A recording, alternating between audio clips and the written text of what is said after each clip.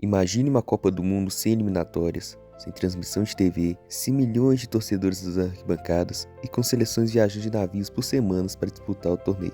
Parece impossível hoje, mas foi exatamente assim que nasceu a Copa do Mundo, em 1930, no Uruguai. Aconteceria a primeira edição do maior evento esportivo do planeta, e a história por trás dela é muito mais louca do que você imagina. No início do século XX, o futebol já era popular em vários países, porém, o principal torneio internacional era os Jogos Olímpicos. O problema é que a FIFA queria organizar uma competição própria, exclusiva para as seleções nacionais. Em 1928, durante um congresso da entidade, foi tomada uma decisão histórica: criar a Copa do Mundo. Mas havia uma questão importante: quem seria o primeiro país sede? O escolhido foi o Uruguai, e os motivos eram fortes.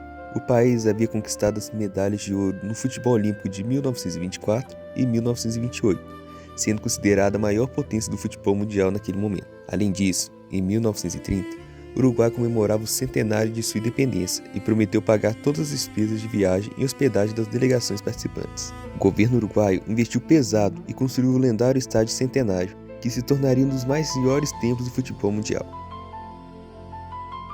Hoje, dezenas de seleções brigam por uma vaga no Mundial, mas em 1930 aconteceria o contrário. Muitos países europeus simplesmente não queriam participar.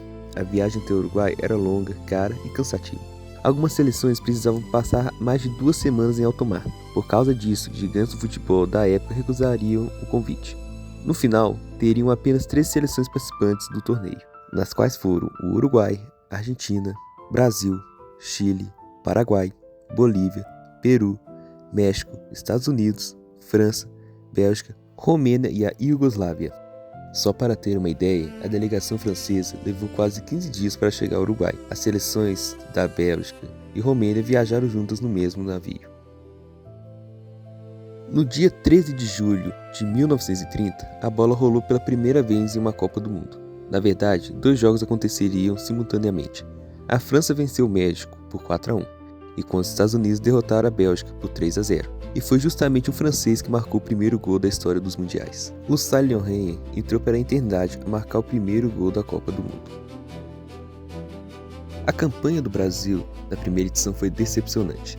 A seleção estreou perdendo para a Iugoslávia por 2-1, depois venceu a Bolívia por 4-0. Com apenas o líder de cada grupo avançava, os brasileiros foram eliminados ainda na primeira fase. A decisão colocou frente a frente os 2 maiores times do continente, Argentina e Uruguai. Mais de 90 mil pessoas lutariam no Estádio Centenário. A rivalidade era tão imensa que houve discussões até qual bola seria usada na partida. A solução? Um tempo seria usada a bola da Argentina e o outro tempo a bola escolhida pelo Uruguai. A Argentina terminou o primeiro tempo vencendo por 2-1, mas os uruguaios reagiram. Na segunda etapa marcaram 3 gols e viraram o jogo para 4-2. Resultado? Uruguai 4, Argentina 2. E assim, diante da sua torcida, o Uruguai conquistaria a sua primeira Copa do Mundo e a primeira Copa do Mundo da história. Os anos se passaram e de um torneio com apenas 3 seleções em 1930 para o evento que hoje mobiliza bilhões de pessoas ao redor do planeta. A primeira Copa do Mundo foi muito mais do que uma competição. Foi o início de uma paixão global que transformou o futebol no esporte mais popular da Terra. E pensar que tudo começou com alguns jogadores atravessando o oceano de navio para disputar um sonho. Agora me diz, qual é a curiosidade mais incrível da Copa de 1930 que você conhece? Comente aqui embaixo e se inscreva para mais histórias do futebol.